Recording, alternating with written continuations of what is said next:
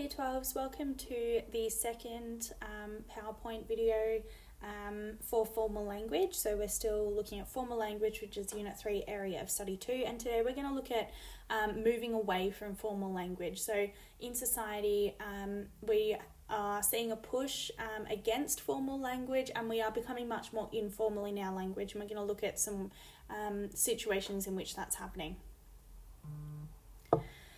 So written language and public speaking are becoming progressively more casual and everyday. For example, lectures are often called talks now. Oratory, recitation, rhetoric and elocution are no longer focuses in education or in society. So oratory is the art of public speaking. Recitation is being able to recite poems, that kind of thing. You might have seen kids doing that in old-fashioned movies in schools. Rhetoric is the art of persuasive language and persuasive speaking, and elocution is about pronunciation and diction and all of those kinds of things. Okay, so one field in which we can clearly see this drift away from formal language is in the media. Journalese and broadcasting English, which basically is the language, the English that we use in society to report on things. So in the news, on radio, they once required a very formal register. And you can see this in this article from 1935. So I'd like you to pause this, read through it. Once you've finished reading it, come back and we'll compare it with a news article from this year.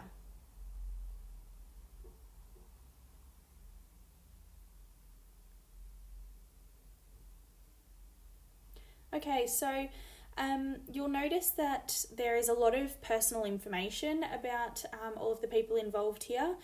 We've got words like several aliases, a fine youth about 18 years of age. Now we would just say an 18-year-old man, probably. We've got some interesting structures. So for whose apprehension, for stealing several gold watches, blah, blah, blah, blah, blah. So we've got really quite complex sentence structures here. And the actual vocabulary itself is quite elevated and quite formal. In comparison, we've got this news article from 2020. So again, pause here, compare how the language is different in this article compared to the one that you've just read. Have a read through and then come back.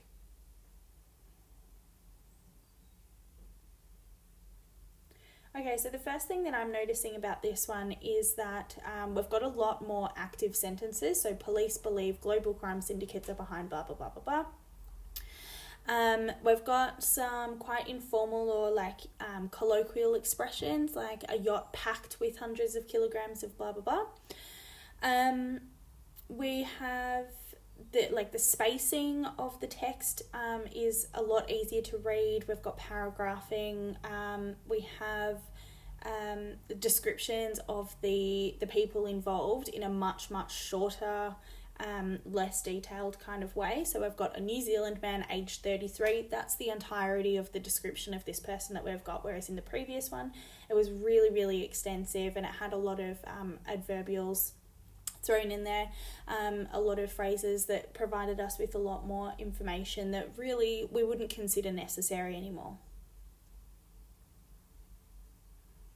Okay, onto the task now. So this is from the Green Insight Exam Guide. You need to complete the tasks about text 8, the document, please. Once you finish that, come back to the video. Okay, I'd like you to give yourself maybe 10 to 15 minutes to do this, so time it and please handwrite this task. So I'd like you to write 2 to 3 paragraphs on the following topic. The shift to casual language means the death of good English. To what extent do you agree? So basically this is asking you, does formal equal good? Can we have still good English, appropriate English, without it being formal? All right, so think about some examples where you think that informal language is now being shown to also be fine. See if you can get some good examples from current society in there as well. And once you've finished with your paragraphs, come back to the video, please.